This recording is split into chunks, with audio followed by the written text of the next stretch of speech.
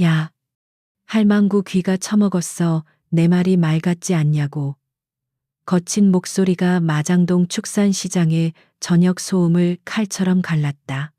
그 소리는 기름 끓는 소리, 칼이 도마에 부딪히는 소리, 흥정하는 사람들의 활기찬 목소리가 어우러진 시장의 교향곡에 불협화음처럼 끼어들었다. 시장의 공기는 언제나처럼 생명력으로 가득 차 있었다. 갓 잡은 고기에서 피어오르는 비릿한 냄새와 각종 양념 냄새가 뒤섞여 코를 찔렀다. 정육점마다 걸린 붉은 조명 아래로 선홍빛 살코기와 새하얀 지방층이 선명한 대조를 이루며 진열되어 있었다. 상인들의 억센 목소리와 손님들의 웃음소리가 쉴 새 없이 오갔다. 김서연 중령은 그 익숙한 혼잡함 속에서 잠시 평화를 느끼고 있었다. 평범한 회색 후드티에 낡은 청바지, 질끈 묶은 머리카락과 화장기 없는 민낯. 그녀의 모습은 군복을 입고 수십 명의 특임대 대원들을 지휘할 때와는 완전히 달랐다. 그녀는 그저 오랜만에 휴가를 맞아 저녁거리를 사러 온 평범한 30 중반의 여성이었다. 그녀는 한 정육점 앞에 서서 신중하게 고기를 살피고 있었다. 그녀의 눈은 단순한 구경꾼의 것이 아니었다. 그것은 목표를 분석하고 변수를 계산하며 최적의 행동 방침을 결정하는 숙련된 전술가의 시선이었다. 근육의 결, 지방의 분포, 색깔의 미묘한 차이까지 놓치지 않고 훑어보는 그녀의 모습은 마치 작전 지도를 분석하는 듯했다. 바로 그때였다. 시장의 평화를 깨뜨린 고성이 터져나온 곳은 그녀로부터 불과 20걸음 정도 떨어진 작은 좌판이었다. 허리가 구부정한 박순자 할머니가 운영하는 곳이었다. 할머니의 좌판은 시장의 다른 큰 가게들에 비해 초라했지만 수십 년의 세월이 묻어나는 정직한 곳이었다. 문제의 근원인 사내. 백철민은 누가 봐도 한눈에 양아치임을 알 수 있는 차림새였다. 덩치에 맞지 않게 꽉 끼는 화려한 셔츠 위로 험악한 용 문신이 희미하게 비쳤다. 그의 옆에는 비슷한 부류로 보이는 남자. 서너 명이 건들거리며 서서 주변 상인들과 손님들을 위협적으로 훑어보고 있었다. 백철민이 다시 한번 목소리를 높였다. 마지막으로 경고하는데 자리세, 안내 이 바닥에서 장사 접고 싶어서 환장했어. 그의 말에는 노인에 대한 최소한의 존중도 찾아볼 수 없었다. 그는 자신의 힘을 과시하며 주변의 공기를 공포로 물들이는 것을 즐기는 듯했다. 박 할머니는 작고 마른 체구였지만 그 눈빛만큼은 쉽게 꺾일 기세가 아니었다. 내 평생 땀 흘려 번 돈. 너희 같은 양아치들에게 줄 돈은 한 푼도 없다. 당장 여기서 썩 꺼지거라. 할머니의 목소리는 떨렸지만 그 안에 담긴 결의는 단단했다. 백철민의 얼굴이 일그러졌다. 그는 비웃음을 터뜨리며 좌판에 진열된 가장 좋은 부위의 소고기 한 덩이를 집어들었다. 그리고는 그대로 바닥에 내동댕이 쳤다. 흙먼지가 묻은 고깃덩이가 힘없이 바닥을 뒹굴었다. 이래도 말이 안 통해 이 늙은이가 진짜. 주변의 모든 소음이 순간 멎었다. 시장 사람들은 모두 이 광경을 지켜보고 있었다. 그들의 눈에는 분노와 경멸, 그리고 어쩔 수 없는 무력감이 뒤섞여 있었다. 누군가는 고개를 돌렸고 누군가는 못마땅한 표정으로 혀를 찼지만 누구 하나 선뜻 나서지 못했다. 그들의 침묵은 백철민 일당의 오만함을 더욱 부채질할 뿐이었다. 김서연은 고기를 고르던 손길을 멈췄다. 그녀의 시선은 바닥에 떨어진 고깃덩이와 그것을 망연자실하게 바라보는 박 할머니의 얼굴, 그리고 의기양양하게 웃고 있는 백철민의 얼굴을 차례로 훑었다. 그녀의 표정에는 아무런 변화가 없었다.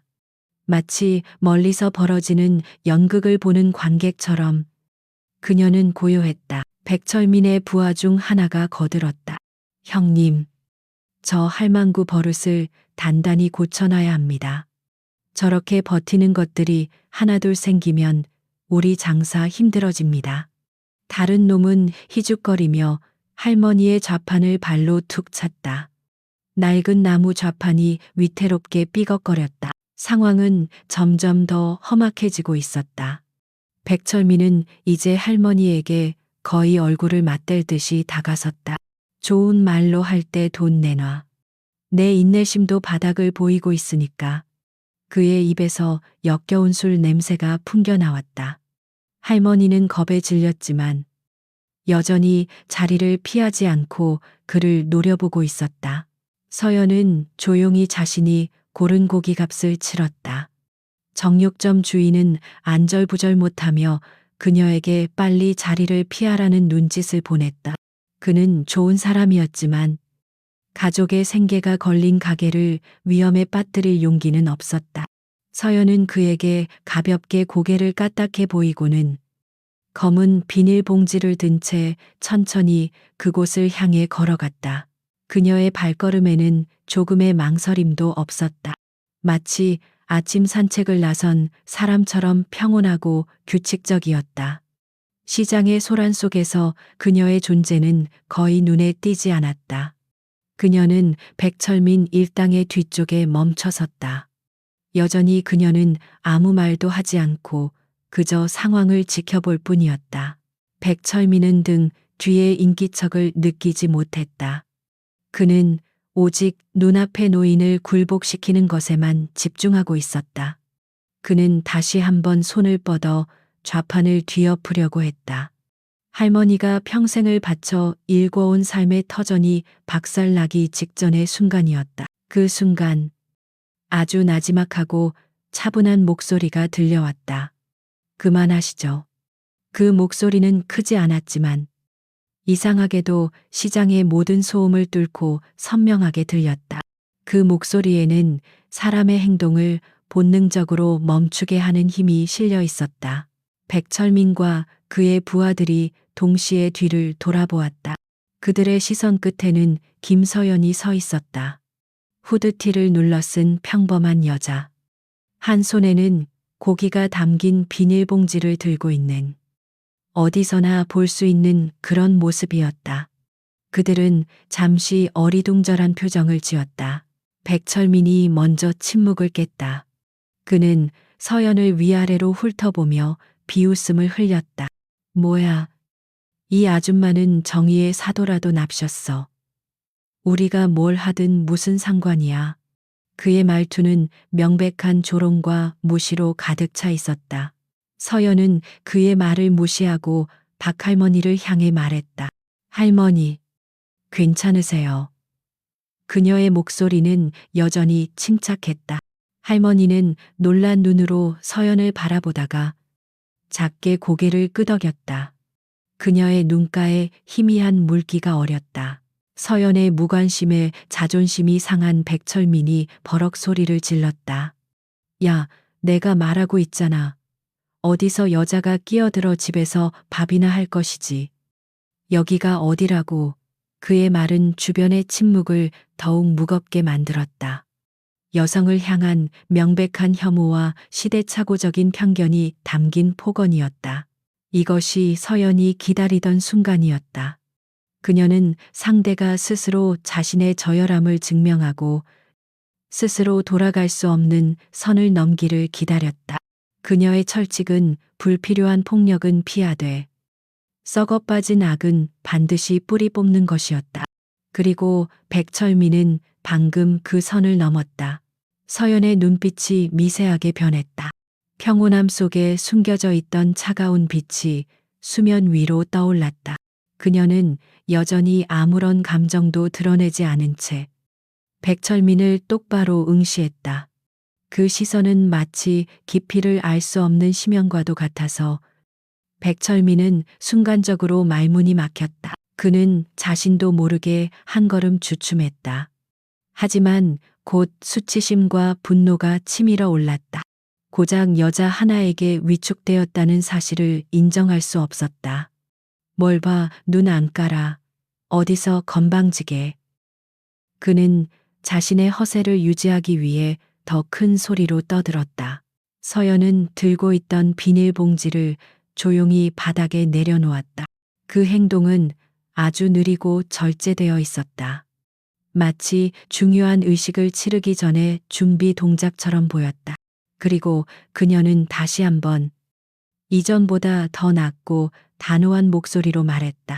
마지막으로 경고합니다. 할머니께 사과하고 여기서 조용히 사라지세요. 그녀의 말은 명령이었다. 타협이나 제한의 여지가 없는 절대적인 통보였다. 그 순간 백철민과 그의 일당 그리고 그들을 둘러싼 시장의 모든 사람들은 깨달았다. 이 평범해 보이는 여자는 무언가 다르다는 것을. 시장의 시끄러운 저녁. 진짜 폭풍은 이제 막 시작되려 하고 있었다. 김서연의 마지막 경고는 얼어붙은 시장 공기 속에 날카로운 파편처럼 밝혔다. 그 말에는 어떠한 감정도 실려 있지 않았지만 오히려 그 무감정함이 백철민의 신경을 거슬렀다. 잠시 동안의 정적이 흘렀다. 백철민은 마치 이해할 수 없는 외국어를 들은 사람처럼 눈을 깜박였다. 그의 부하들 역시 어리둥절한 표정으로 자신들의 두목과 이 정체불명의 여자를 번갈아 쳐다보았다. 이윽고 백철민의 입에서 푸파는 바람 빠지는 소리가 터져나왔다. 그것은 곧이어 시장 전체를 울리는 포효에 가까운 폭소로 변했다. 하하하하, 이 여자가 지금 뭐라고 씨부리는 거야. 마지막 경고, 나 백철민한테야. 너희들도 들었냐? 그는 허리가 꺾일 듯이 웃으며 부하들을 돌아보았다. 부하들은 기다렸다는 듯이 과장된 웃음을 터뜨렸다. 형님, 저 아줌마 영화를 너무 많이 봤나 봅니다. 어디서 본 건 있어가지고 자기가 뭐 여전사라도 되는 줄 아나. 봐. 그들의 조롱 섞인 웃음소리는 하나의 벽이 되어 서연을 향해 밀려왔다. 시장 사람들은 이제 불안감을 넘어 공포를 느끼기 시작했다. 저 미친 깡패들이 무슨 짓을 저지를지 아무도 몰랐다. 그러나 김서연은 그 조롱의 파도 속에서 미동도 하지 않았다. 그녀는 마치 깊은 바닷속에 잠긴 바위처럼 고요했다. 그녀의 눈은 웃고 있는 백철민의 얼굴에서 단 한순간도 벗어나지 않았다. 그녀는 그의 웃음소리, 얼굴 근육의 떨림, 광대의 움직임, 그리고 그 눈 속에 번뜩이는 잔혹한 흥분까지 모든 데이터를 수집하고 분석하고 있었다. 그녀에게 이것은 감정적인 대립이 아니었다. 이것은 분석과 평가, 그리고 이어질 작전의 최종 브리핑 단계였다. 백철민은 웃음을 멈췄다. 그의 얼굴에서 웃음기가 가시자 그 자리에는 혐오감과 잔인한 호기심이 뒤섞인 표정이 떠올랐다. 그는 천천히 서연에게 다가갔다. 육중한 몸이 움직일 때마다 땅이 울리는 듯한 착각을 불러일으켰다. 그는 서연의 바로 코앞에 멈춰섰다. 역겨운 담배 냄새와 땀 냄새가 확 풍겨왔다. 아줌마. 내가 보기에 아줌마는 지금 상황 파악이 전혀 안 되는 것 같아. 그렇지. 그는 일부러 목소리를 낮춰 위협적으로 속삭였다. 여기는 말이야. 너 같은 평범한 아줌마가 영웅놀이 할 수 있는 그런 동네가 아니야. 내가 오늘 특별히 인생의 쓴맛이 뭔지 제대로 가르쳐 줄게. 수업료는 아줌마 몸으로 받으면 되려나. 그는 음탕한 눈빛으로 서연의 몸을 위아래로 훑었다. 그것은 인간에 대한 최소한의 존중도 없는 오직 자신의 힘을 과시하기 위한 모욕이었다. 서연은 여전히 말이 없었다. 그녀의 침묵은 백철민을 더욱 미치게 만들었다. 그는 자신의 위협이 전혀 통하지 않는다는 사실에 당황했고 그 당황함을 감추기 위해 더욱 난폭하게 행동했다. 그는 들고 있던 주먹을 들어 보이며 서연의 얼굴 옆 허공을 향해 위협적으로 휘둘렀다. 왜? 무서워서 말이 안 나와 아니면 내 말이 무슨 뜻인지도 모를 만큼 멍청한 건가? 여자들은 이래서 안 된다니까. 중요한 순간에는 꼭 그의 폭언이 정점에 달했을 때 서연의 입이 처음으로 열렸다. 이번에도 그녀의 목소리는 지극히 평온했다. 편견. 그것이 당신의 첫 번째 약점이자 마지막 실수가 될 겁니다. 그 말은 질문도 감탄도 아니었다. 그것은 마치 의사가 환자에게 진단 결과를 통보하는 것처럼 건조하고 사실적인 선언이었다. 백철민의 얼굴이 순간 굳어졌다. 편견, 약점. 이 여자는 대체 정체가 뭘까? 그는 혼란스러웠다. 하지만 이미 수많은 사람들이 지켜보는 앞에서 물러설 수는 없었다. 그는 이 상황을 압도적인 폭력으로 끝내야만 자신의 체면을 지킬 수 있다고 생각했다. 시끄러워. 미친년. 그는 고함을 지르며 자신의 육중한 어깨로 서연의 어깨를 강하게 밀쳤다. 그가 늘 사용하던 방식이었다. 보통 사람이라면 그 충격의 균형을 잃고 나가 떨어질 것이 분명했다. 시장 사람들은 저도 모르게 눈을 감거나 비명을 질렀다. 박 할머니는 아가씨, 피해라고 외쳤다. 그러나 다음 순간 시장 전체는 믿을 수 없는 광경을 목격했다. 둔탁한 충격음과 함께 비틀거린 것은 김서연이 아니었다. 오히려 전속력으로 달려온 덤프트럭이 강철벽에 부딪힌 것처럼 백철민의 몸이 뒤로 휘청했다. 그는 자신의 어깨에 전해져 오는 강렬한 통증에 놀라 두 걸음이나 뒤로 물러났다. 반면 김서연은 그 자리에 조금의 흔들림도 없이 서 있었다. 마치 땅속 깊이 뿌리내린 거대한 나무처럼. 그녀는 모든 충격을 그대로 흡수하고 소멸시켜 버렸다. 그녀의 어깨는 가냘퍼 보였지만 그 안에는 수년간의 혹독한 훈련으로 단련된 강철보다 단단한 근육과 균형 감각이 응축되어 있었다. 백철민의 부하들은 입을 벌린 채 그 광경을 멍하니 바라보았다. 웃음소리는 완전히 사라졌다. 시장의 공기는 이제 단순한 긴장감을 넘어섰다. 그것은 초현실적인 무언가에 대한 경외감과 이해할 수 없는 상황에 대한 혼란이 뒤섞인 기묘한 침묵이었다. 백철민은 자신의 어깨를 붙잡고 신음했다. 뼈가 부러진 것은 아니었지만 마치 단단한 쇠 파이프에 부딪힌 듯한 충격이 가시지 않았다. 그의 얼굴에서 오만함이 사라지고 그 자리에 당혹감과 분노 그리고 아주 희미한 두려움이 떠올랐다. 그는 짐승처럼 으르렁거렸다. 이 계집애가 이제 그는 이성을 완전히 잃었다. 체면도 계산도 모두 머릿속에서 사라졌다. 오직 눈앞의 여자를 짓밟아 버리겠다는 원초적인 폭력성만이 그를 지배했다. 그는 다시 서연에게 달려들었다. 이번에는 어깨로 미는 유치한 수준이 아니었다. 그는 자신의 크고 더러운 손을 뻗어 서연의 후드티 멱살을 움켜쥐려고 했다. 사람을 제압하고 공포를 심어주는 가장 모욕적인 방법 중 하나였다. 그의 손가락 마디마디에 잔뜩 힘이 들어갔다. 서연은 피하지 않았다. 그녀는 그저 다가오는 백철민의 손을, 그 손이 향하는 자신의 멱살을, 그리고 분노로 이성을 잃은 그의 눈을 똑바로 바라볼 뿐이었다. 그녀의 눈은 여전히 차가웠지만 그 깊은 곳에서는 무언가 다른 것이 번뜩이고 있었다.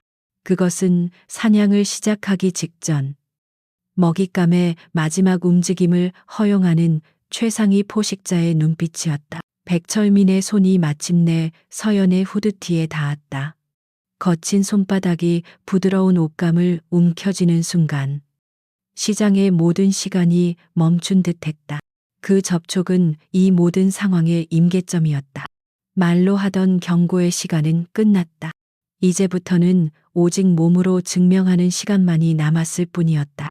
서연의 입꼬리가 아주 미세하게 거의 알아차릴 수 없을 정도로 살짝 올라갔다. 참교육의 종이 울린 순간이었다. 백철민의 소나기가 김서연의 후드티 멱살을 움켜쥐는 순간 시장의 시간은 느리게 흐르는 듯했다. 거칠고 두꺼운 손가락이 부드러운 옷감을 파고들었다. 그에게 이 행위는 완전한 승리 선언과도 같았다. 그는 이 가소로운 여자를 자신의 통제 하에 두었고 이제 남은 것은 자신의 분노를 가장 모욕적인 방식으로 터뜨리는 것뿐이라고 생각했다.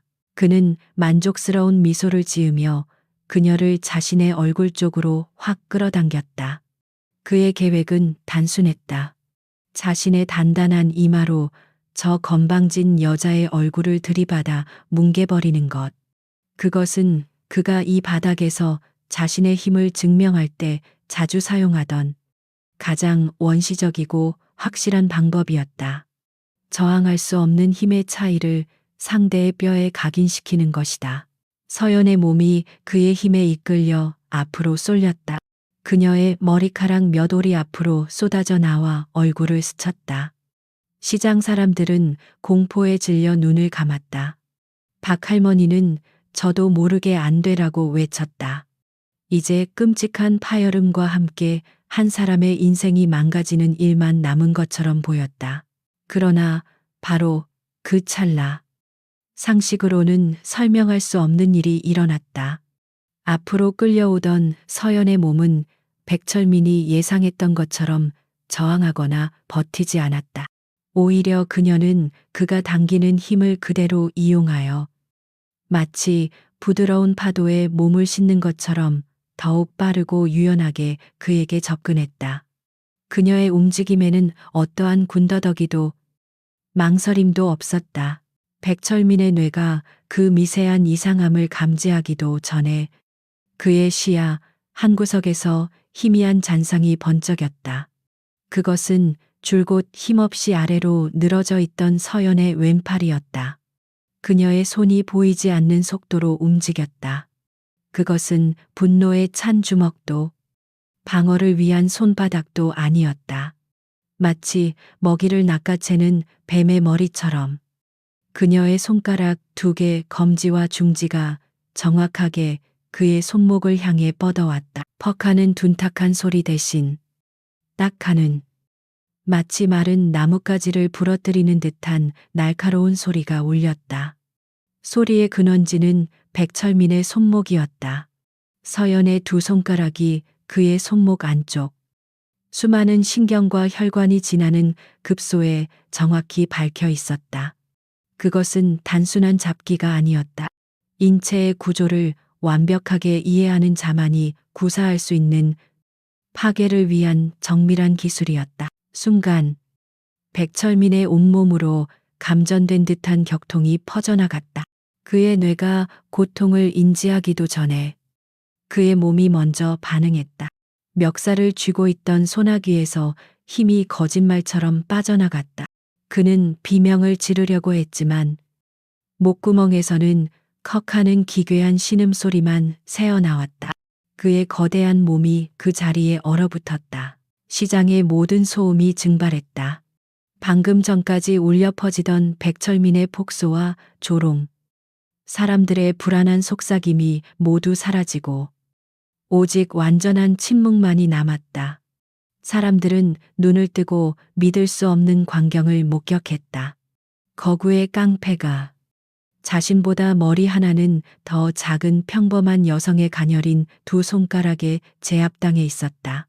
백철민의 얼굴에서 자신감과 분노가 순식간에 사라졌다. 그 자리에는 오직 극심한 고통과 완전한 혼란만이 남아 있었다. 그는 자신의 손목을 내려다보았다. 여자의 손가락은 마치 강철 집게처럼 그의 살과 뼈를 파고들고 있었다. 그는 손을 빼내려고 안간힘을 썼지만 손목은 마치 바위에 용접된 것처럼 꿈쩍도 하지 않았다. 그때 김서연의 입이 열렸다.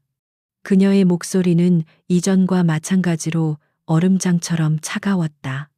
감정의 동요라고는 찾아볼 수 없는 지극히 객관적인 톤이었다. 이 손.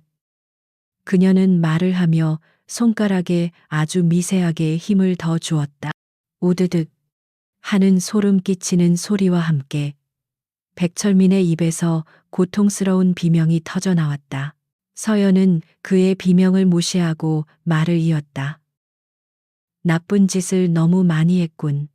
그 말은 위협이 아니었다. 비난도 아니었다. 그것은 마치 외과 의사가 환부의 상태를 진단하듯 지극히 사실적인 관찰 결과를 통보하는 것에 가까웠다. 그녀의 눈은 이제 백철민을 한 명의 인간으로 보고 있지 않았다. 그녀는 그를 단지 제거해야 할 위협 요소이자 교정해야 할 오류로 분석하고 있을 뿐이었다. 백철민의 부하들은 그 자리에 못 박힌 듯 서 있었다. 그들의 머릿속은 하얗게 비어 있었다. 방금 전까지 자신들이 조롱하고 무시했던 여자가 자신들의 두목을 장난감처럼 다루고 있는 이 상황을 도저히 이해할 수 없었다. 그들의 얼굴에 떠오른 것은 당황함을 넘어선 원초적인 공포였다. 백철민은 고통과 굴욕감에 몸을 떨었다. 그는 마침내 고개를 들어 서연의 얼굴을 제대로 마주 보았다. 그리고 그는 보았다. 이전에는 미처 알아보지 못했던 그녀의 눈 속에 숨겨진 진짜 모습을. 그 눈은 더 이상 평범한 아줌마의 눈이 아니었다. 그 눈은 칠흑 같은 어둠 속에서 수백 번의 생사를 넘나들며 단련된 최상위 포식자의 눈빛이었다. 고요하고 냉정하며 상대의 모든 것을 꿰뚫어보는 사냥꾼의 눈. 그 눈빛과 마주친 순간 백철민의 본능이 비명을 질렀다. 잘못 건드렸다. 평생을 뒷골목에서 구르며 다져온 그의 생존 본능이 경고등을 울렸다. 이것은 자신이 감당할 수 있는 상대가 아니다. 이것은 차원이 다른 존재다. 그는 처음으로 죽음의 공포를 느꼈다. 누구야? 너 대체. 그는 간신히 목소리를 쥐어짜냈다. 그의 목소리는 공포로 심하게 떨리고 있었다. 주변의 모든 것이 흐릿해지고 오직 그녀의 차가운 눈동자만이 세상의 전부인 것처럼 느껴졌다. 서연은 그의 질문에 대답하지 않았다. 대답할 가치조차 느끼지 못했다. 대신 그녀는 그의 손목을 잡은 채로 아주 천천히 하지만 거스를 수 없는 힘으로 그의 팔을 비틀기 시작했다. 관절이 뒤틀리고 인대가 비명을 지르는 끔찍한 감각이 그의 신경을 타고 뇌까지 전달되었다. 시장의 분위기는 완전히 바뀌었다. 더 이상 일방적인 괴롭힘의 현장이 아니었다. 이제 이곳은 한 마리의 늑대가 양의 탈을 벗고 어리석은 하이에나 무리를 심판하는 사냥터가 되어 있었다. 박할머니는 떨리는 손으로 입을 가렸다. 그녀의 눈에는 공포 대신 경이로움이 가득 차 있었다. 시장의 모든 사람들은 숨을 죽인 채 앞으로 펼쳐질 조용한 참교육의 서막을 지켜보고 있었다. 폭풍전의 고요함이 아니라 폭풍의 눈 그 자체였다. 백철민의 비명은 단순한 고통의 표현이 아니었다. 그것은 자신이 쌓아 올린 허세의 성이 무너지는 소리였고 뒷골목의 왕으로 군림하던 자의 자존심이 산산조각 나는 단말마였다. 그의 눈에 맺힌 눈물은 고통 때문인지 아니면 생전 처음 느껴보는 완전한 굴욕감 때문인지 분간하기 어려웠다. 그 굴욕감은 곧바로 이성을 마비시키는 맹렬한 분노로 바뀌었다. 그는 자신의 손목을 붙잡고 있는 서연의 손가락을 떼어내려 발버둥 쳤지만 그녀의 손은 마치 그의 뼈에 뿌리라도 내린 듯 단단했다. 이 상황을 타개할 방법은 오직 하나뿐이었다. 자신의 힘이 아닌 수의 힘을 이용하는 것. 뭐해. 이 병신들아, 당장 전연을 끌어내지 않고 그는 남은 힘을 다해 악을 썼다. 그 고함 소리에 넋을 잃고 서 있던 부하들이 화들짝 정신을 차렸다. 그들은 잠시 망설였다. 눈앞의 광경이 너무나 비현실적이었기 때문이다. 하지만 두목의 명령은 절대적이었다. 그들은 서로 눈짓을 교환하고는 짐승 같은 함성을 지르며 동시에 김서연에게 달려들었다. 4명의 장정이 사방에서 포위하며 좁혀 들어왔다. 그들의 목표는 오직 하나, 저 정체불명의 여자를 제압하고 두목을 구해내는 것이었다. 시장 사람들은 이제 경악을 넘어 공포에 질려 비명을 지르며 뒷걸음질 쳤다. 박 할머니의 얼굴은 하얗게 질렸다. 아무리 저 아가씨가 대단하다고 해도 건장한 남자 넷을 동시에 상대하는 것은 불가능해 보였다. 그러나 김서연은 그들을 둘러보지도 않았다. 그녀의 시선은 여전히 백철민의 눈에 고정되어 있었다. 마치 오케스트라의 지휘자가 연주가 시작되기 전 마지막 고요함을 즐기듯 그녀는 폭풍의 눈 한가운데서 미동도 하지 않았다. 그녀는 백철민의 손목을 잡고 있던 손을 놓았다. 더 이상 그를 붙잡고 있을 필요가 없었기 때문이다. 그는 이제 위협이 아니라 잠시 치워둬야 할 장애물에 불과했다. 자유로워진 백철민은 비틀거리며 뒤로 물러났다. 그리고 바로 그 순간 4명의 공격이 시작되었다. 가장 먼저 정면에서 달려든 놈이 큼지막한 주먹을 서연의 얼굴을 향해 휘둘렀다.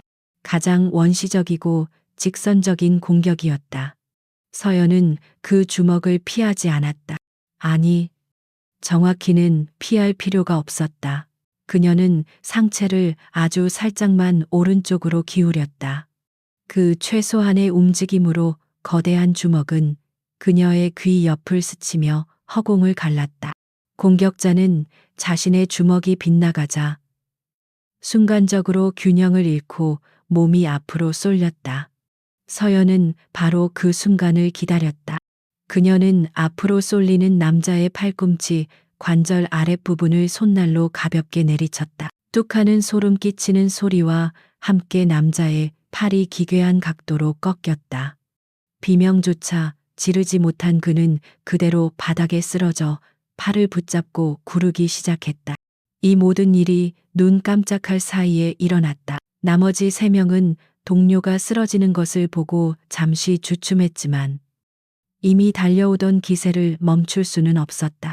왼쪽과 오른쪽에서 동시에 협공이 들어왔다. 한 명은 발차기를, 다른 한 명은 주먹을 날렸다.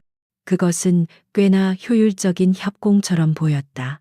하지만 서연의 움직임은 그들의 상식을 초월했다.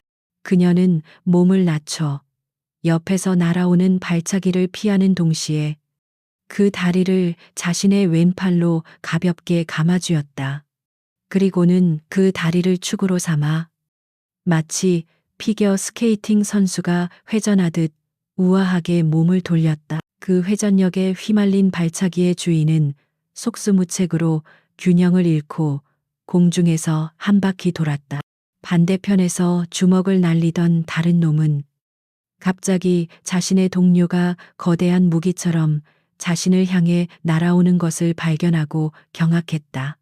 그는 미처 피하지도 못하고 날아온 동료와 그대로 부딪혀 함께 바닥에 나뒹굴었다. 둔탁한 충돌음과 함께 두 사람은 한동안 정신을 차리지 못했다. 이제 남은 것은 단 한 명. 마지막 남자는 눈앞에서 벌어진 믿을 수 없는 광경에 완전히 얼어붙었다.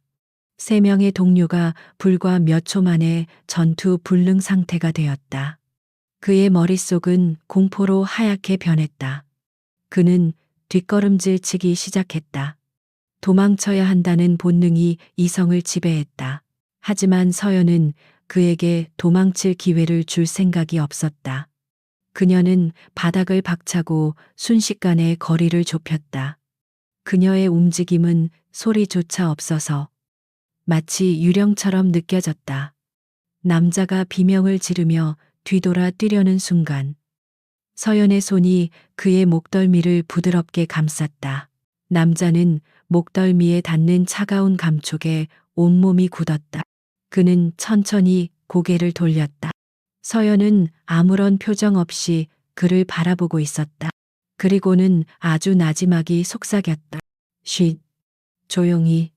그녀의 다른 쪽 손바닥이 그의 명치 부분을 가볍게 툭 하고 밀었다.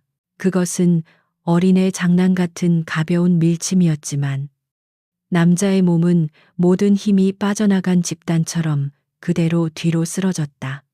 그는 숨을 쉬려고 했지만 뱃속의 모든 공기가 빠져나간 듯 숨이 막혔다. 그는 눈을 희번덕거리며 물 밖으로 나온 물고기처럼 입만 뻐끔거렸다. 시작부터 끝까지 채 45초가 걸리지 않았다. 4명의 건장한 남자가 바닥에 쓰러져 신음하고 있었다. 누구 하나 심각한 부상을 입은 것 같지는 않았지만 전의를 완전히 상실한 채 고통과 공포에 몸을 떨고 있었다. 그리고 그 중심에 김서연이 서 있었다. 그녀의 호흡은 조금도 흐트러지지 않았다. 회색 후드티에는 작은 구김 하나 없었고 질끈 묶은 머리카락은 단 한 올도 헝클어지지 않았다. 그녀는 마치 아무 일도 없었다는 듯 주변을 둘러싼 완전한 침묵을 고요히 받아들이고 있었다. 시장의 모든 사람들이 입을 벌린 채 그 광경을 멍하니 바라보고 있었다. 이것은 싸움이 아니었다. 일방적인 정리였다. 전문가가 비전문가를 다루는 압도적인 기술과 힘의 차이를 보여주는 한편의 시범과도 같았다. 그들의 머릿속에 있던 싸움꾼 여자에 대한 편견은 산산이 부서져 가루가 되었다. 백철민은 벽에 기댄 채 주저앉아 이 모든 것을 지켜보았다. 그의 얼굴은 이제 공포를 넘어 경외감으로 물들어 있었다. 그는 깨달았다. 자신이 건드린 것은 그저 힘 좀 쓰는 여자가 아니었다. 자신이 마주한 것은 인간의 형태를 한 재앙 그 자체였다. 그의 입에서 힘없는 신음이 흘러나왔다. 괴물. 서연은 바닥에 쓰러진 자들을 한번 훑어본 후 천천히 백철민에게로 걸어갔다. 그녀의 발걸음 소리가 죽음처럼 고요한 시장에 선명하게 울려 퍼졌다. 그녀는 그의 앞에 멈춰 서서 그를 그림자 속에 가둔 채 조용히 내려다보았다. 참교육의 마지막 장이 막 시작되려 하고 있었다. 김서연의 발걸음 소리는 백철민에게 마치 사형 집행인의 발소리처럼 들렸다. 그녀가 자신의 그림자 속으로 들어와 멈춰 섰을 때 그는 본능적으로 몸을 움츠렸다.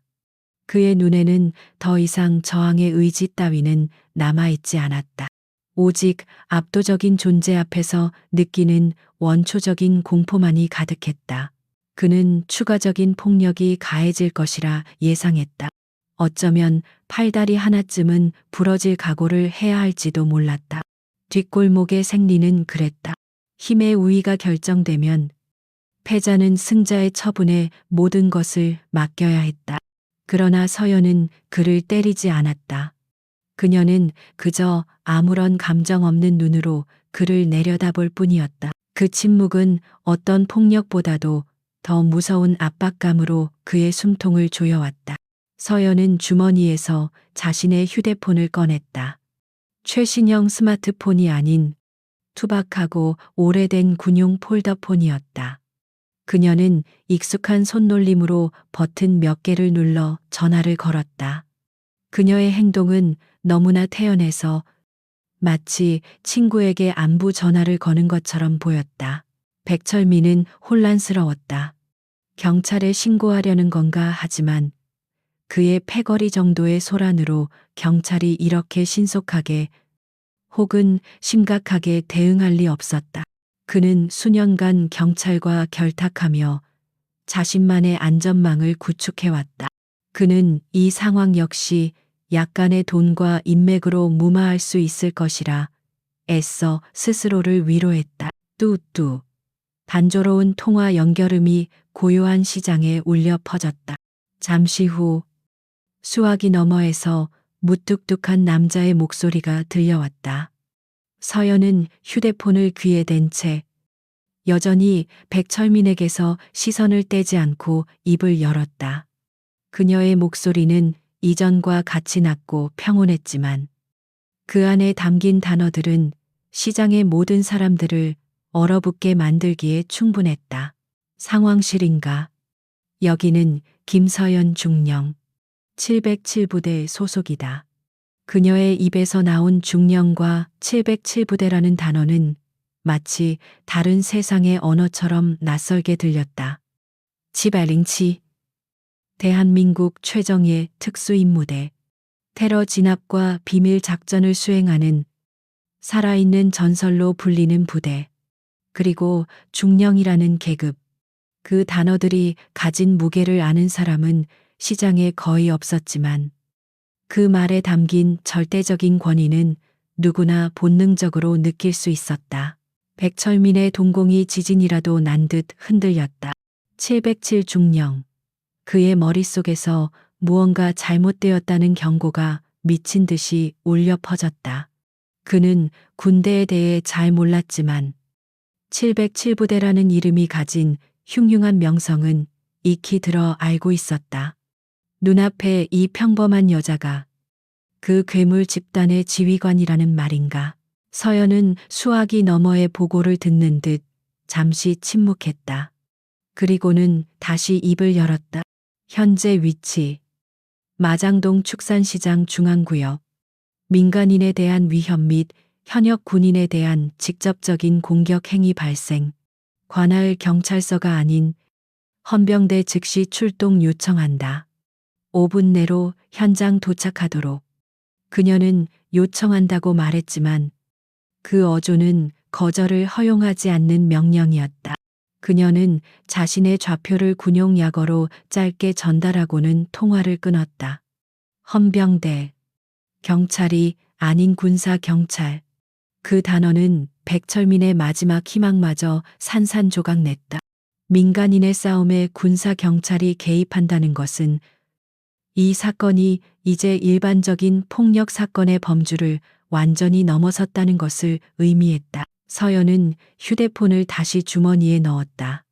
그리고는 바닥에 내려놓았던 검은 비닐봉지를 주워들었다. 그녀는 마치 자신의 임무가 모두 끝났다는 듯 박할머니의 좌판으로 걸어갔다. 그녀는 바닥에 나뒹굴던 고기 덩어리들을 물끄러미 바라보았다. 그녀의 등 뒤에서는 여전히 완전한 침묵이 흘렀다. 바닥에 쓰러져 있던 백철민의 부하들은 고통도 잊은 채 사색이 된 얼굴로 서연의 뒷모습을 바라보고 있었다. 그들의 머릿속은 현역 군인에 대한 공격이라는 말이 가진 의미를 필사적으로 계산하고 있었다. 그것은 단순한 폭행죄와는 차원이 다른 군법에 의해 가중 처벌되는 중죄였다. 정확히 4분 30초가 지났을 때였다. 시장 입구 쪽에서부터 날카로운 엔진음과 함께 육중한 차량이 다가오는 소리가 들렸다. 소리는 점점 더 가까워졌고 곧이어 위압적인 모습의 군용 지프 2대가 사람들 사이를 가르며 나타났다. 차량 옆면에는 헌병이라는 선명한 글씨가 새겨져 있었다. 지프가 멈춰서자 전투복과 방탄조끼, 헬멧으로 완전 무장한 헌병대원 6명이 일사불란하게 차에서 내렸다. 그들의 손에는 K 소총이 들려 있었고 그들의 얼굴은 어떠한 감정도 읽을 수 없는 강철 가면처럼 차가웠다. 그들의 등장은 시장의 비현실적인 분위기에 쐐기를 박았다. 이곳은 더 이상 평범한 시장이 아니었다. 하나의 작전 현장이었다. 헌병들을 이끌고 온 상사 한 명이 서연에게 다가와 조금의 흐트러짐도 없는 자세로 거수경례를 했다. 충성 헌병대 김진철 상사. 중령님 부르심에 따라 도착했습니다. 그의 우렁찬 목소리가 시장 전체에 울려 퍼졌다. 중령님. 그 호칭은 모든 의심에 종지부를 찍었다. 시장의 모든 사람들이 경악으로 입을 다물지 못했다. 그들의 눈앞에 있는 평범한 회색 후드티 차림의 여성이 저렇게 무장한 군인들에게 깎듯이 경례를 받는 지휘관이라는 사실을 도저히 믿을 수 없었다. 그들이 무시하고 조롱했던 아줌마는 그들의 상상조차 할 수 없는 위치에 있는 사람이었다. 서연은 가볍게 고갯짓으로 경례를 받았다. 수고 많다. 김 상사. 그녀의 시선이 바닥에 쓰러져 있는 백철민 일당을 향했다. 저들이다. 현행범으로 체포하고 관할 부대로 즉시 연행하도록. 특수폭행 및 군인에 대한 협박, 공무집행 방해 혐의를 적용해 배우에 대해서도 철저히 조사하고. 알겠습니다. 김 상사는 단 한순간의 망설임도 없이 대답했다. 그는 손짓으로 부하들에게 명령을 내렸다. 헌병들은 훈련된 움직임으로 신속하게 백철민 일당에게 다가갔다. 그들은 반항할 엄두조차 내지 못하는 깡패들의 팔을 뒤로 꺾고 차가운 수갑을 채웠다. 철컥하는 금속성 마찰음이 그들의 운명이 결정되었음을 알리는 소리처럼 들렸다. 백철민은 마지막 발악을 했다. 잠깐 나는 민간인이야. 당신들이 나를 이렇게 막 데려갈 수는 없어. 변호사, 내 변호사를 부르겠어. 그는 소리쳤지만 그의 목소리에는 이전의 위세는 온데간데 없고 처절한 공포만이 묻어나왔다. 김 상사는 그를 경멸 어린 눈으로 내려다보며 말했다. 현역 군인에 대한 공격은 전시 상황에 준하는 행위로 간주될 수 있다. 내 놈의 변호사는 군 검찰 앞에서나 찾으시지. 그 말은 백철민에게 내려진 사형 선고나 다름없었다. 모든 것이 끝났다. 그는 자신이 얼마나 끔찍하고 거대한 바위를 건드렸는지 이제야 뼈저리게 깨닫고 있었다. 백철민의 절규는 헌병들의 단호한 움직임에 허무하게 묻혔다. 그의 저항은 아무런 의미가 없었다. 군용 지프의 뒷문이 닫히는 순간 그의 세상은 끝났다. 그가 군림하던 마장동 뒷골목의 왕국은 1시간도 채 안 되는 짧은 시간 동안 한 여성의 손에 의해 완벽하게 무너져 내렸다. 헌병들은 백철민 일당을 모두 차량에 태운 뒤 김진철 상사가 다시 김서연에게 다가와 경례했다. 중령님, 현장 정리 완료했습니다. 이들은 부대 내 규정에 따라 정식으로 조사받게 될 것입니다. 그의 보고는 건조했지만 그 안에는 이 사건을 결코 가볍게 다루지 않겠다는 강한 의지가 담겨 있었다. 서연은 말없이 고개를 끄덕였다. 조사 과정에서 나오는 내용은 모두 나에게 직통으로 보고하도록. 특히 이들의 배후에 대해서 집중적으로 파헤쳐봐. 단순한 시장 깡패가 아닐 가능성이 높다. 그녀의 목소리에는 지휘관으로서의 날카로운 직관과 냉철함이 묻어 있었다. 명심하겠습니다.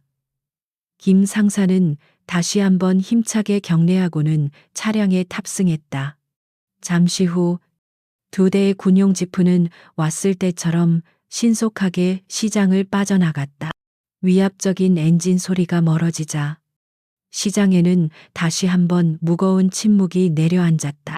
마치 거대한 태풍이 휩쓸고 지나간 뒤의 고요함과도 같았다. 시장의 모든 사람들은 여전히 움직이지 못하고 그 자리에 서 있었다.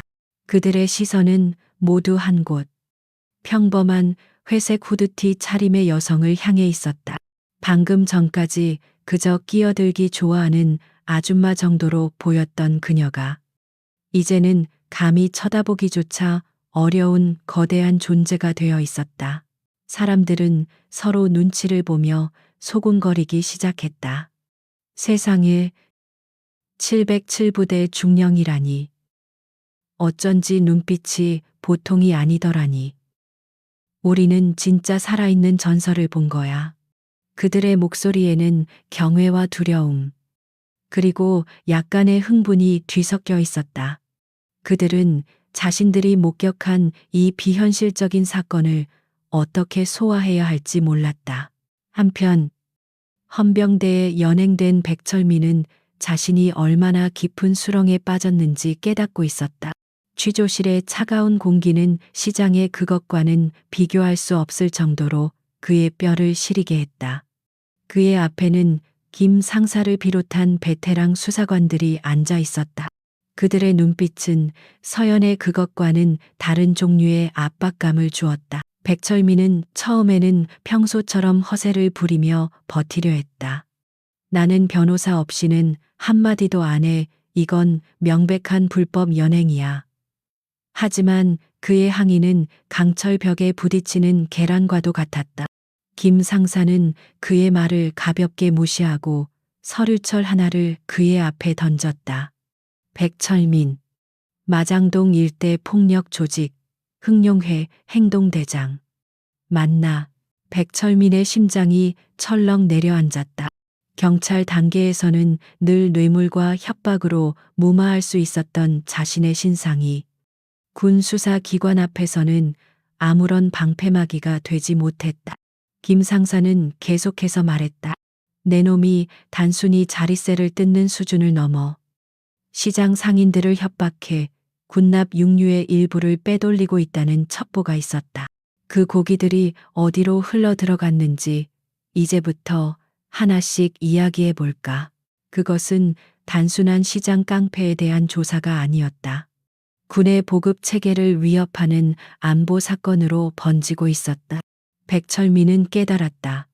김서연 중령과의 우연한 마주침은 그저 운이 나쁜 정도의 사건이 아니었다. 그것은 자신이 속한 거대한 범죄 조직 전체를 뿌리째 뒤흔들 수 있는 거대한 태풍의 시작점이었던 것이다. 그는 자신이 저지른 행동의 무게를, 그리고 자신이 적으로 돌린 상대의 진짜 힘을 이제야 절감하며 절망했다. 다시 시장. 모든 시선이 집중된 가운데 김서연은 아무 일도 없었다는 듯이 박순자 할머니의 좌판으로 걸어갔다. 그녀는 바닥에 나뒹굴며 흙먼지에 더러워진 고깃덩어리들을 물끄러미 내려다보았다.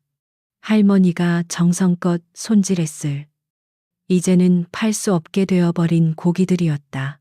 박할머니는 떨리는 걸음으로 그녀에게 다가왔다. 그녀는 뭐라고 말을 해야 할지 몰랐다. 고맙다는 말로는 이 엄청난 은혜를 다 표현할 수 없었고, 미안하다는 말은 자신 때문에 이런 위험에 처하게 한 것 같아 입이 떨어지지 않았다. 그녀의 눈가에 그렁그렁 맺힌 눈물이 그녀의 모든 감정을 대변하고 있었다. 서연은 할머니를 돌아보며 희미하게 미소 지었다. 그것은 그녀가 오늘 처음으로 보인 부드러운 표정이었다. 할머니, 놀라셨죠? 이제 다 괜찮습니다. 그녀는 몸을 숙여 흙먼지가 묻은 고기를 직접 집어들었다. 그리고는 자신이 들고 있던 검은 비닐봉지에서 방금 산 싱싱한 고기를 꺼내 할머니의 좌판 위에 조심스럽게 올려놓았다. 그리고는 더러워진 고기가 든 봉투와 함께 지갑에서 두툼한 현금 뭉치를 꺼내 좌판 위에 놓았다. 할머니가 놀라 손사래를 쳤다. 아이고, 중령님, 이러시면 안 됩니다. 제가 무슨 면목으로 이걸. 서연은 부드럽지만 단호한 손길로 할머니의 손을 저지했다. 아닙니다. 할머니, 이건 제가 사가는 겁니다. 그녀는 바닥에 떨어진 고기들을 가리키며 말했다. 이 고기들 때문에 할머니의 귀한 시간이 낭비되었고 마음고생도 하셨습니다. 이것은 그 시간에 대한 정당한 대가입니다. 그리고 그녀는 잠시 말을 멈추고 할머니의 주름진 손을 따뜻하게 잡아주었다. 불의에 굴하지 않는 용기를 보여주셔서 제가 오히려 감사합니다. 할머니 같은 분들이 계셔서 저희 같은 군인들이 존재하는 이유가 있는 겁니다. 그녀의 말은 진심이었다. 그녀는 할머니의 작고 굽은 등에서 그 어떤 위협에도 꺾이지 않는 강인한 대한민국 국민의 모습을 보았다. 그녀의 말이 끝나자 주변에서 지켜보던 시장 상인들 사이에서 저도 모르게 낮은 탄성과 함께 박수 소리가 터져 나왔다. 박수 소리는 처음에는 작았지만 이내 시장 전체로 퍼져나가 우레와 같은 함성이 되었다. 그것은 그녀의 압도적인 힘에 대한 찬사일 뿐만 아니라 그녀가 보여준 따뜻한 인간미와 정의로움에 대한 존경의 표시였다. 김서연은 그 박수 소리를 뒤로하고 조용히 시장을 빠져나왔다. 그녀의 손에는 여전히 검은 비닐봉지가 들려 있었다. 그녀는 영웅이 되기 위해 나선 것이 아니었다. 그녀는 그저 한 명의 군인으로서, 한 명의 시민으로서 마땅히 해야 할 일을 했을 뿐이었다. 그러나 그녀의 조용한 행동은 마장동 시장 사람들의 마음에 아주 오랫동안 지워지지 않을 깊고 선명한 흔적을 남겼다. 어둠이 걷히고 진짜 평화가 찾아오고 있었다.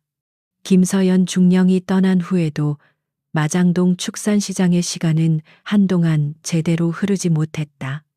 사람들은 마치 거대한 연극의 마지막 장면을 본 관객들처럼 쉽게 현실로 돌아오지 못했다. 그들이 매일 오가던 삶의 터전은 한순간에 전설의 무대가 되었다. 그날 저녁, 시장의 모든 가게와 좌판에서는 똑같은 이야기가 화두에 올랐다. 이야기는 입을 거칠 때마다 조금씩 살이 붙고 극적인 요소가 더해졌다. 어떤 상인은 그녀가 주먹을 휘두르자 바람을 가르는 소리가 났다고 했고, 다른 상인은 그녀의 눈에서 푸른 빛이 번뜩이는 것을 보았다고 맹세했다. 그 여장군이 말이야. 손가락 2개로 그 깡패 놈 손목을 그냥. 우드득한 정육점 주인이 자신의 두꺼운 손목을 보여주며 과장된 몸짓으로 설명했다. 이야기를 듣는 사람들은 저마다 침을 꿀꺽 삼키며 감탄사를 터뜨렸다. 회색 후드티를 입은 평범한 여성의 모습은 그들의 기억 속에서 점차 지워지고 그 자리에는 신화적인 영웅의 형상이 새겨지고 있었다. 이전까지 시장을 지배하던 것은 백철민 일당에 대한 보이지 않는 공포와 무력감이었다. 상인들은 매일같이 그들의 등장을 불안해하며 부당한 요구에 어쩔 수 없이 순응해야 했다. 그러나 이제 시장의 공기는 완전히 달라졌다. 공포가 사라진 자리에는 해방감과 함께 기묘한 자부심이 싹트기 시작했다. 우리 시장이 어떤 곳인데? 대한민국 최고의 특전사가 와서 지켜주는 곳이야. 누군가의 외침에 다른 상인들이 웃으며 동조했다. 그들은 더 이상 폭력에 무력하게 당하는 피해자가 아니었다. 그들은 전설을 직접 목격한 증인이자 정의가 승리하는 역사의 현장에 함께 있었던 공동체의 일원이 되었다. 특히 박순자 할머니의 작은 좌판은 시장의 새로운 명소가 되었다.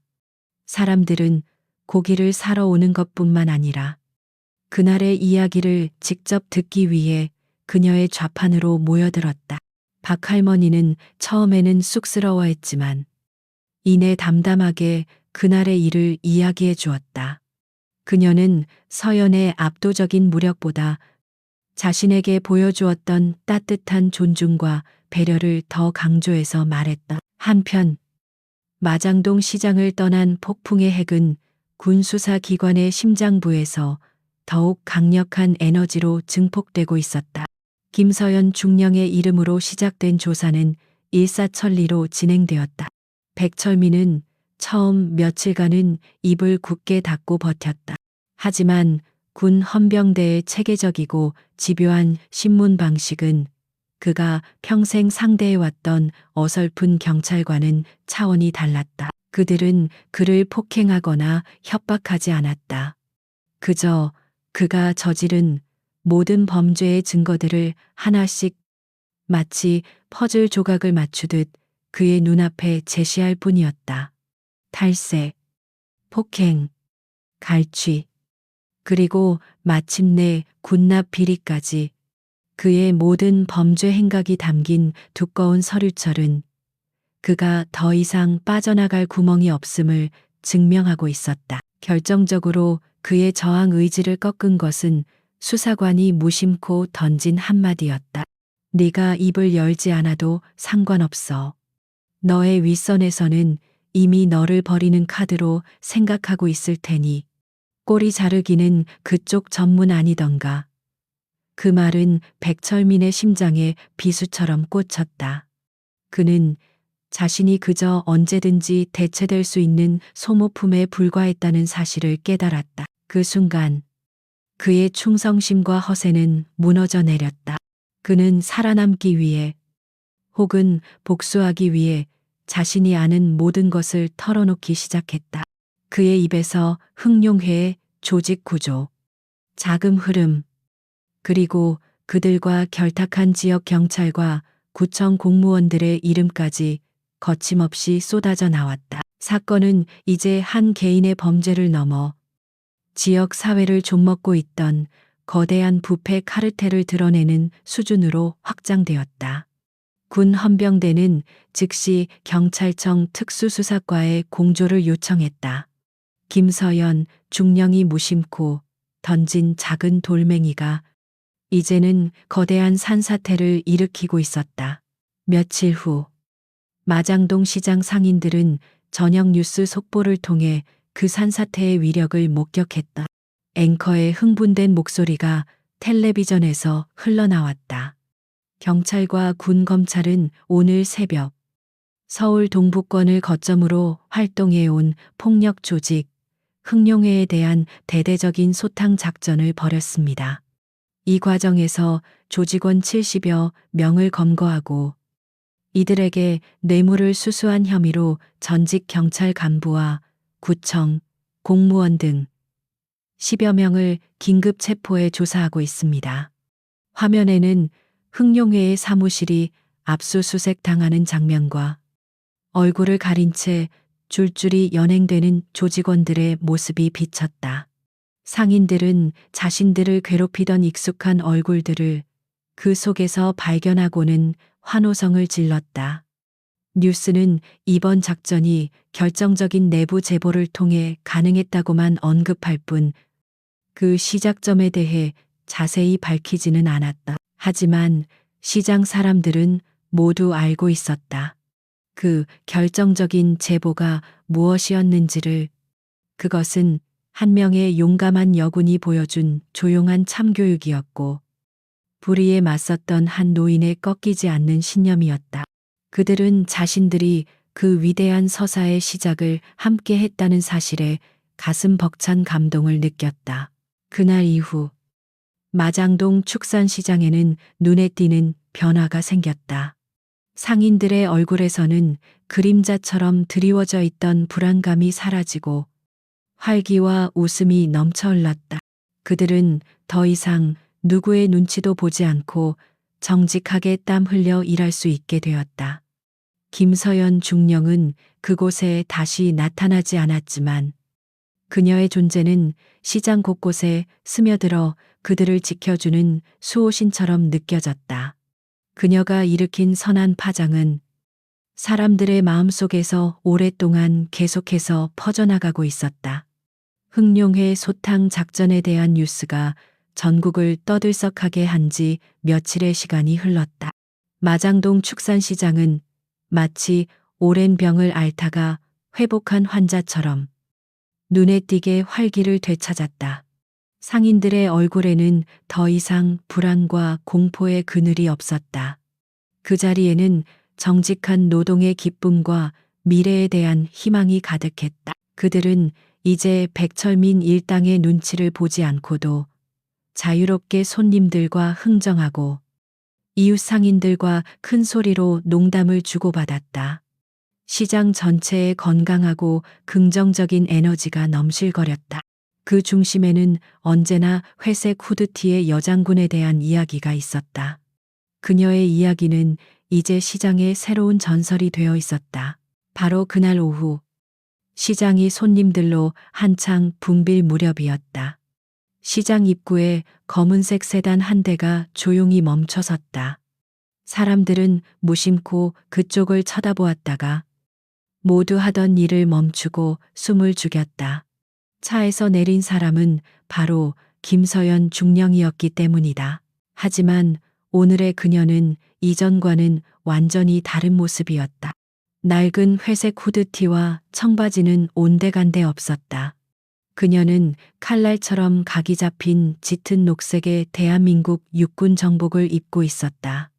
어깨에는 그녀의 계급을 나타내는 중령 계급장이 선명하게 빛났고, 가슴에는 그녀가 받은 훈장들이 조용히 그 가치를 증명하고 있었다. 화장기 없는 얼굴은 여전했지만 단정하게 빗어 넘긴 머리와 곧게 편 허리는 그녀에게서 감히 범접할 수 없는 서리 같은 위엄을 뿜어내게 했다. 그녀는 더 이상 시장의 장을 보러 온 평범한 여성이 아니었다. 그녀는 대한민국을 지키는 살아있는 방패이자 검. 그 자체였다. 시장의 모든 소음이 순간 멎었다. 조금 전까지 시끄럽게 울려 퍼지던 흥정 소리, 고기 써는 소리, 웃음소리가 모두 사라지고 마치 진공 상태와 같은 고요함이 시장을 감쌌다. 모든 사람들의 시선이 그녀에게로 향했다. 그들의 눈에는 더 이상 호기심이 아닌 완전한 경외감이 담겨 있었다. 서연은 그 시선들을 의식하지 않는 듯 조금의 망설임도 없이 시장 안으로 걸어 들어왔다. 그녀의 군화가 바닥에 부딪히며 내는 또각거리는 소리가 유난히 크게 울렸다. 그 소리는 마치 시장 사람들의 심장 박동 소리와 공명하는 듯했다. 그녀의 발걸음이 향하는 곳은 명확했다. 박순자 할머니의 작은 좌판이었다.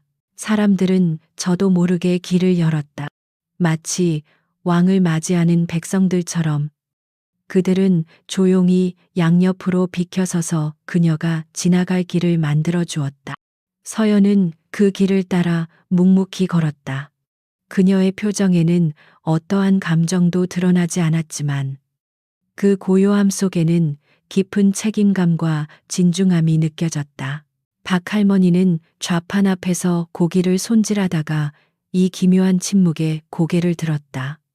그리고 그녀는 자신의 눈을 의심했다.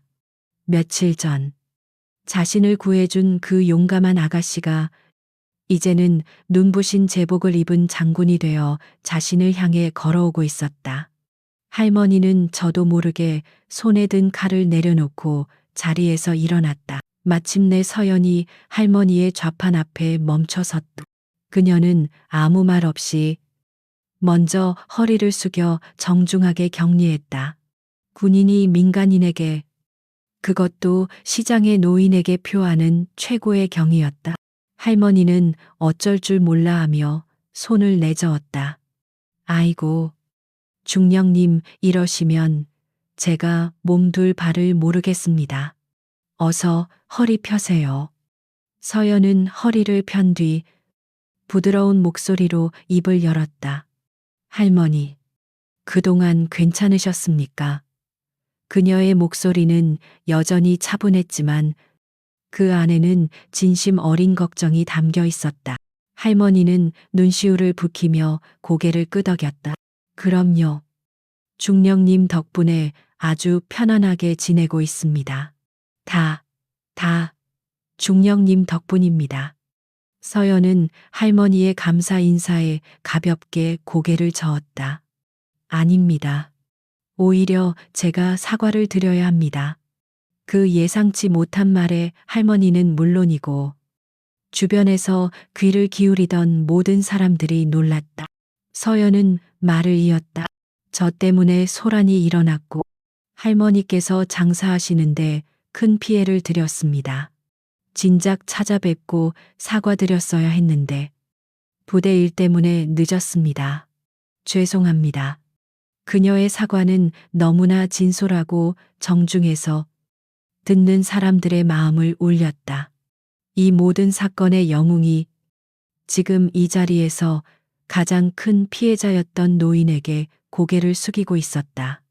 박 할머니는 떨리는 손으로 서연의 팔을 잡았다. 아닙니다. 중령님, 무슨 그런 섭섭한 말씀을 하십니까? 중령님이 아니었다면 저 늙은이는 물론이고 이 시장 전체가 저 악독한 놈들 소나기에서 벗어나지 못했을 겁니다. 할머니의 목소리가 점차 격해졌다. 중령님은 우리 시장 전체의 은인이십니다. 그런데 사과라니요. 당치도 않습니다. 할머니의 진심 어린 외침에 주변 상인들도 맞습니다. 중령님은 우리의 영웅이십니다. 라고 외치며 동조했다. 서연은 그들의 외침을 조용히 듣고 있다가 다시 한번 고개를 숙였다. 과분한 칭찬입니다. 저는 그저 군인으로서 마땅히 해야 할 일을 했을 뿐입니다. 그녀는 더 이상 이 주제로 이야기하고 싶지 않다는 듯 화제를 돌렸다. 오늘은 정말로 고기를 좀 사러 왔습니다. 저번에 제대로 사지 못해서요. 그녀의 말에 할머니의 얼굴에 비로소 옅은 미소가 번졌다. 아이고, 물론이지요. 어떤 고기로 드릴까요? 세상에서 제일 좋은 놈으로 골라드리지요. 할머니는 다시 칼을 잡고 분주하게 움직이기 시작했다. 그녀는 좌판에 있는 고기 중 가장 최상급 부위를 골라 정성스럽게 손질했다. 그녀의 칼질 하나하나에 감사와 존경의 마음이 담겨 있었다. 서연은 지갑을 꺼내려 했지만 할머니가 단호하게 막아섰다. 돈은 받을 수 없습니다. 이건 제가 중령님께 드리는 작은 성의입니다. 제발 이 늙은이 체면을 봐서라도 그냥 받아주십시오. 서연은 잠시 망설였지만 할머니의 간절한 눈빛을 보고는 고개를 끄덕였다. 고기가 정성스럽게 포장되는 동안 두 사람 사이에는 잠시 침묵이 흘렀다. 그 침묵을 깬 것은 할머니였다. 그녀는 서연의 반듯한 정복과 그 위에 달린 훈장들을 물끄러미 바라보며 아주 나지막이 말했다. 우리 딸도 참 당신처럼 강한 아이였지. 그 말에는 깊은 그리움과 자부심, 그리고 슬픔이 동시에 담겨 있었다. 서연은 아무것도 묻지 않았다. 그녀는 그저 할머니의 이야기를 조용히 들어줄 뿐이었다. 할머니는 먼 곳을 바라보며 말을 이었다. 경찰이었어. 늘 약한 사람들 편에 서서 싸우던 참 멋진 딸이었는데 몇 년 전에 순직했지. 서연의 눈빛이 미세하게 흔들렸다. 그녀는 이제야 할머니가 그 깡패들 앞에서 조금도 굴하지 않았던 이유를 어렴풋이 알 것 같았다. 그녀의 용기는 그저 타고난 성정이 아니라 자랑스러운 딸에게 부끄럽지 않은 어머니가 되고 싶었던 마음에서 비롯된 것일지도 몰랐다. 할머니는 눈가를 훔치고는 애써 밝은 미소를 지으며 포장된 고기를 서연에게 건넸다. 오랜만에 옛날 생각이 났구려. 자, 여기 있습니다. 이걸로 맛있는 저녁 해 드세요. 서연은 두 손으로 공손하게 고기를 받아들었다. 그리고는 지갑에서 현금 몇 장을 꺼내 할머니가 미처 막을 틈도 없이 좌판 위에 놓았다. 할머니, 이것은 고기 값이 아닙니다. 서연이 말했다. 자랑스러운 따님을 훌륭하게 키워주셔서 감사합니다. 이 돈으로 따님 좋아하던 따뜻한 국밥이라도 한 그릇 사 드십시오. 그 말을 남기고 그녀는 다시 한번 정중하게 경례한 뒤 돌아섰다. 할머니는 좌판 위에 놓인 돈과 서연의 뒷모습을 번갈아 보며 끝내 참았던 눈물을 터뜨렸다. 그 눈물은 슬픔이 아닌 따뜻한 위로와 감동의 눈물이었다. 김서연 중령이 군복을 입고 시장을 다시 찾아왔던 그날 이후로 또다시 한 달이라는 시간이 흘렀다. 그 한 달 동안 마장동 축산시장에는 조용하지만 아주 근본적인 변화가 일어났다.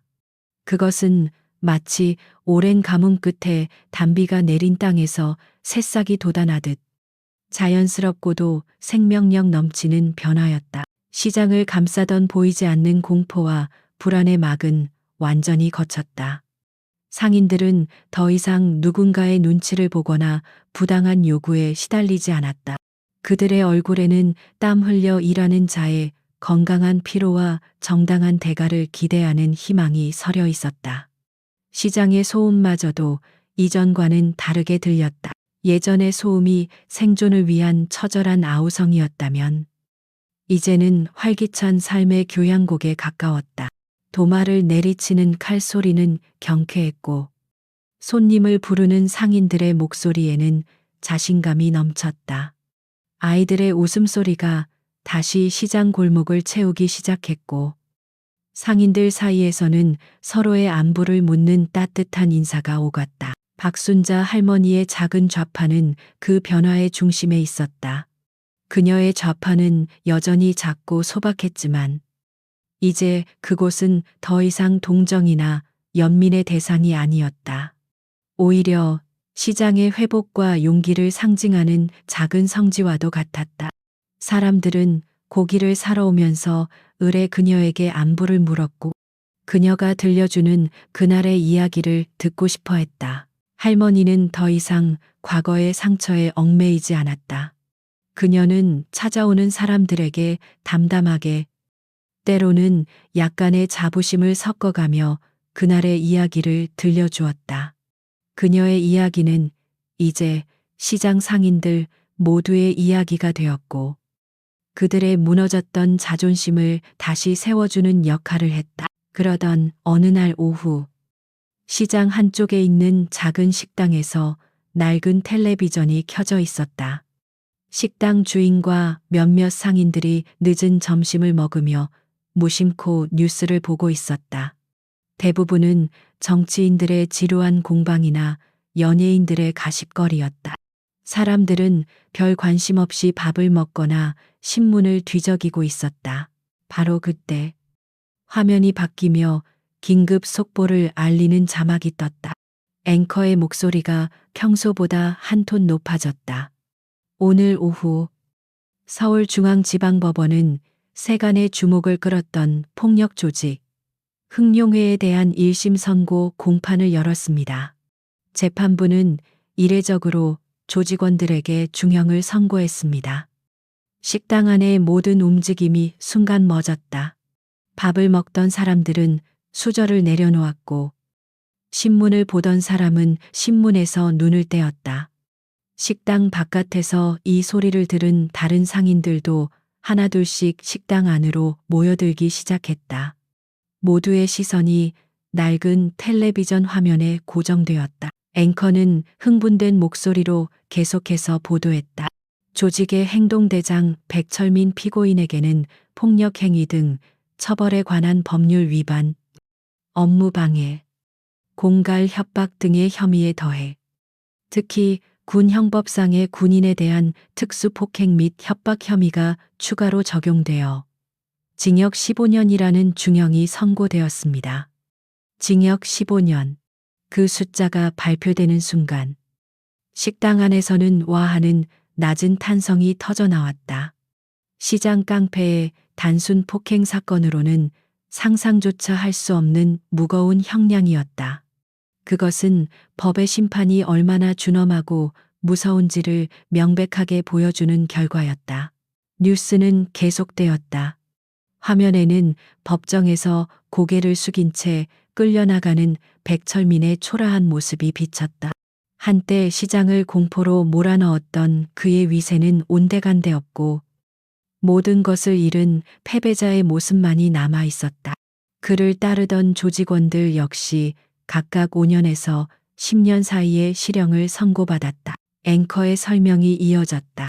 재판부는 판결문에서 피고인들은 장기간에 걸쳐 영세 상인들을 착취하고 사회 질서를 어지럽혔을 뿐만 아니라 국가 방위에 헌신하는 현역 군인의 신체를 공격하고 위협함으로써 국가 안보의 근간을 흔드는 중대한 범죄를 저질렀다고 양형 이유를 밝혔습니다.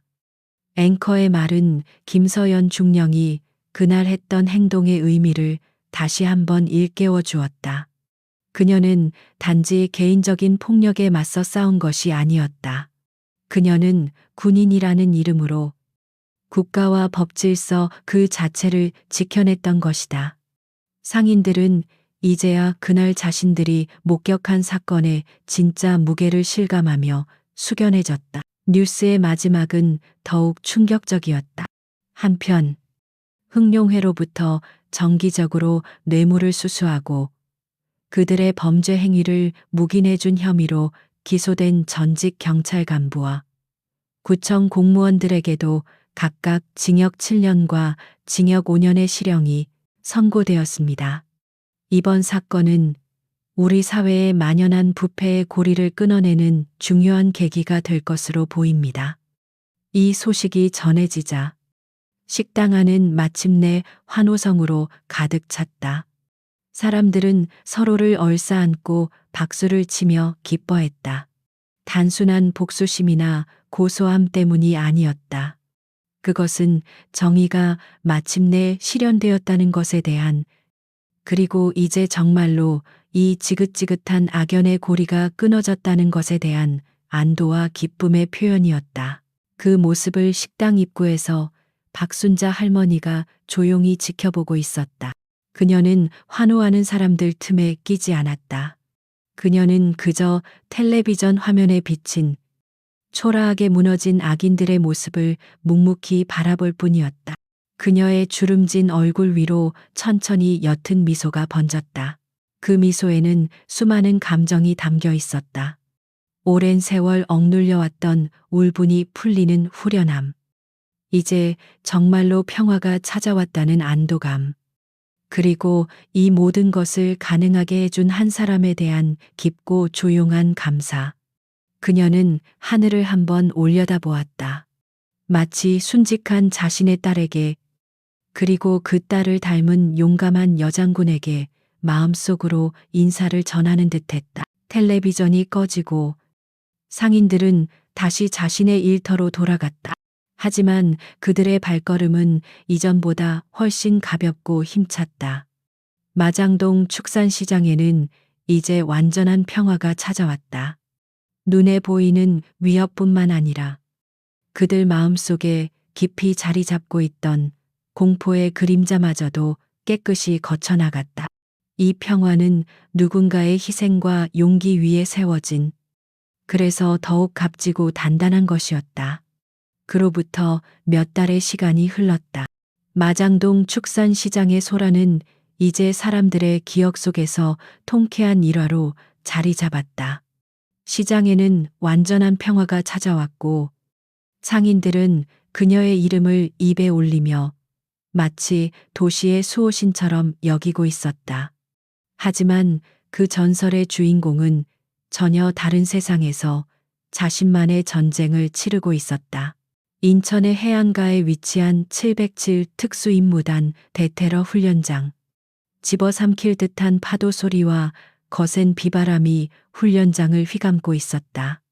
갯벌과 진흙으로 뒤덮인 장애물 코스 위로 검은 군복을 입은 젊은 훈련병들이 비명을 지르며 기어가고 있었다. 그들의 숨소리는 거친 빗소리에 묻혀 들리지 않았다. 이곳은 인간의 한계를 시험하고 그 한계를 뛰어넘는 괴물을 만들어내는 용광로였다.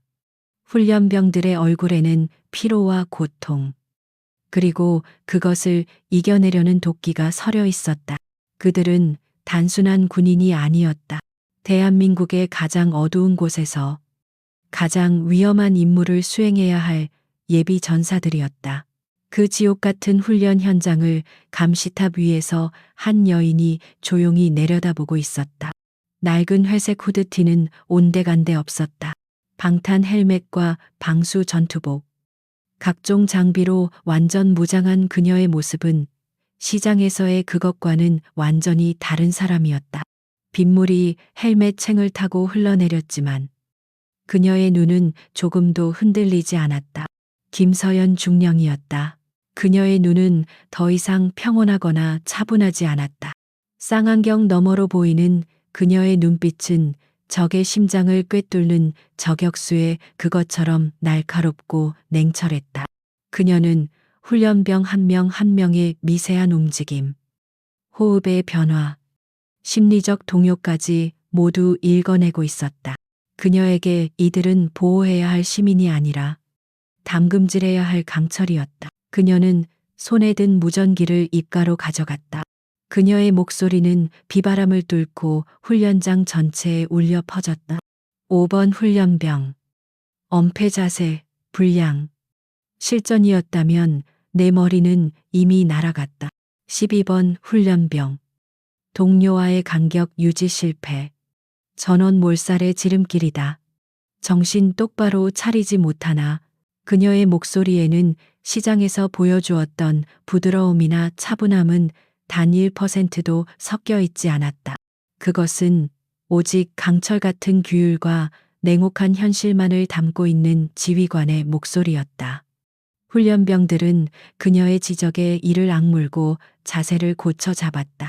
그들에게 그녀는 공포의 대상이자 동시에 절대적인 존경의 대상이었다. 훈련이 끝나고 진흙투성이가 된 훈련병들이 그녀 앞에 도열했다. 그들은 숨을 헐떡이면서도 조금의 흐트러짐 없는 자세를 유지하려 했었다.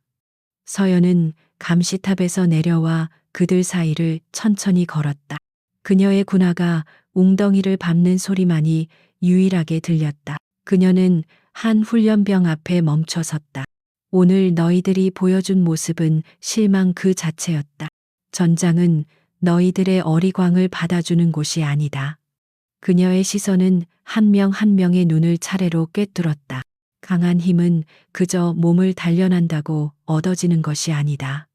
그것은 가장 극한의 상황에서도 자신을 통제하는 냉철한 이성과 무엇을 위해 싸우는지를 잊지 않는 뜨거운 심장에서 나온다. 그녀에게 마장동 시장의 그 건달들은 훈련받지 못한 오합지졸에 불과했다. 자신의 힘을 통제하지 못하고 무엇을 위해 휘두르는지도 모르는 어리석은 자들. 그녀가 그들을 제압했던 것은 단순한 기술의 차이가 아니었다. 힘의 본질을 이해하는 자와 그렇지 못한 자의 근본적인 차이였다. 서연은 훈련병들을 해산시켰다. 혹독했던 지휘관의 모습은 사라지고 그녀의 얼굴에는 깊은 책임감과 함께 희미한 피로감이 스쳐 지나갔다. 그녀가 단련시키는 이 젊은이들이 언젠가 자신처럼 대한민국의 이름 없는 곳에서 평화를 지키는 방패가 되어야 했다. 몇 시간 후 모든 훈련이 끝난 늦은 밤 그녀는 자신의 간소한 사무실에서 홀로 서류를 검토하고 있었다. 책상 한쪽에는 작은 액자가 놓여 있었다. 그 안에는 그녀의 가족 사진이 아닌 얼마 전 익명의 제보자가 보내온 마장동 축산시장의 활기찬 풍경 사진이 담겨 있었다. 그녀는 사진 속에서 웃고 있는 박순자 할머니의 모습을 물끄러미 바라보았다. 그녀가 싸우는 이유, 그리고 그녀가 이 젊은이들을 괴물로 만들어야만 하는 이유가 바로 그 사진 속에 있었다. 평범한 사람들이 누리는 평화로운 일상, 그것을 지키기 위해 누군가는 기꺼이 어둠 속에서 괴물이 되어야만 했다. 그녀는 그 운명을 기꺼이 짊어진 대한민국의 조용한 수호자였다. 진정한 힘은 겉모습이나 요란한 목소리에서 나오는 것이 아닙니다. 그것은 자신의 자리에서 묵묵히 책임을 다하고 가장 결정적인 순간에 약자를 위해 나설 수 있는 용기에서 비롯됩니다.